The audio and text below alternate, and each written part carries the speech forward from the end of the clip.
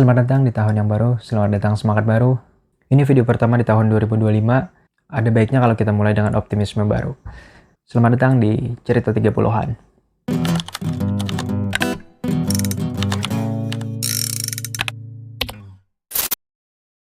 Masih dengan 5 ppn 12% yang lumayan hangat, dan tentunya akan mempengaruhi kantong kita yang isinya nggak seberapa ini. Tapi pada intinya, mau ppn naik atau nggak naik, kita tetap harus cari kerja.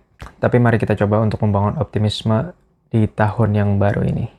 Jadi kali ini aku mau cerita beberapa pengalamanku dalam beberapa tahun terakhir soal bagaimana aku dapat kerja. Sekedar informasi, sampai saat ini aku belum pernah menggunakan ijazah formalku sebagaimana mestinya ya. Jadi sehari-hari aku adalah seorang freelance graphic designer yang kerjanya bikin logo, bikin font, bikin icon, dan lain-lain lah.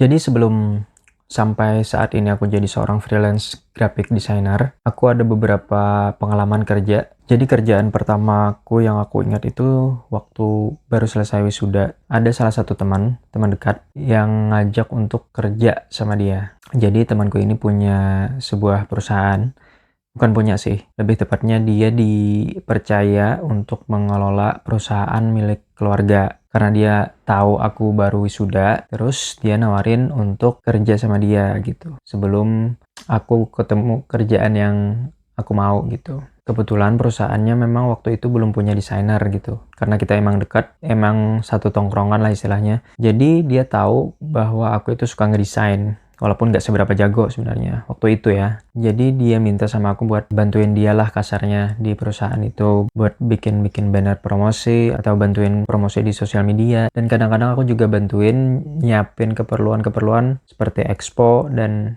pameran atau lain-lain lah. Itu adalah pekerjaan pertama yang aku ingat. Aku dapat gaji dari situ. Dan aku bertahan di perusahaan itu sekitar kurang lebih 6 bulan lah. Setelah 6 bulan aku memutuskan untuk keluar dengan alasan mau daftar PNS gitu.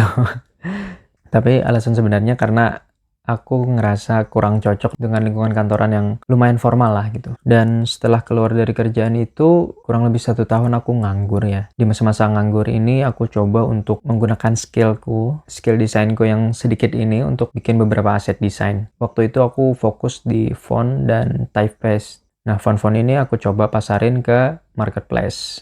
Aku sempat bikin beberapa font, kurang lebih udah puluhan atau belasan font, dan aku taruh di beberapa marketplace dengan harapan laku keras dan menjadikan aku jutawan muda yang sukses gitu.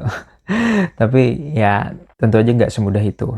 Ternyata harapan itu nggak terwujud secepat itu. Sampai suatu saat ada salah satu temanku lagi yang ngajakin aku buat gabung, buat jadi salah satu penginput data survei gitu. Jadi ada salah satu instansi yang mengadakan survei dan hasil surveinya itu harus diinput ke database mereka. Karena aku udah lama nganggur ya dan nggak ada pemasukan juga, akhirnya aku iyain tuh. Jadilah aku ikut sebagai penginput data di salah satu instansi tersebut. Jadi proyeknya itu kurang lebih selesai dalam 1 bulan dan aku dapat gaji atau bayaran lah dari sana. Lumayan pada waktu itu. Dan setelah selesai itu, ya aku kembali nganggur lagi.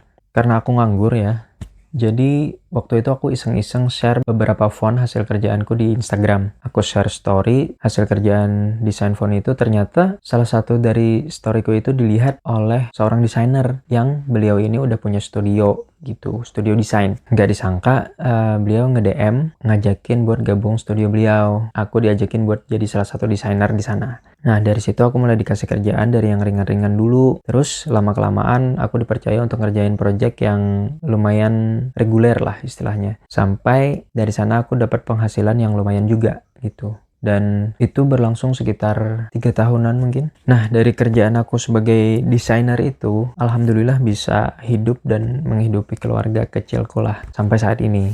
Jadi inti dari cerita ini adalah kita nggak pernah tahu rezeki itu datang dari arah mana, dari jalur mana, dari siapa. Salah satu contohnya ya dari aku tadi, dari story yang aku iseng-iseng coba share di Instagram, ternyata dapat kerjaan dari sana yang adalah kerjaan yang sampai sekarang aku jalanin gitu. Padahal waktu aku coba upload story itu aku nggak expect yang bakal dilihat oleh beliau yang tadi ngasih aku kerjaan gitu.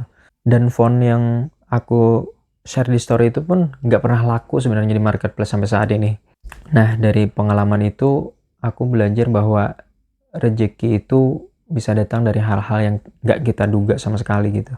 Jadi menurutku tugas kita adalah bikin jalan, bikin jalur, bikin saluran rezeki kita itu jadi tambah banyak. Supaya rezeki kita bisa datang dari arah mana aja. Caranya ya dengan melakukan hal-hal yang baik, bergaul sama orang-orang baik, silaturahmi dengan teman-teman baik, dan tentunya juga promosikan skill kita dengan cara-cara yang baik gitu. Karena mungkin kita belum dapat kerjaan bukan karena kita nggak punya skill di bidang itu, tapi karena orang lain nggak tahu bahwa kita punya skill itu gitu. Oh ya, satu lagi. Jangan pernah remehkan doa orang tua. Itu aja dari aku. Selamat menjalani tahun yang baru. Bye-bye.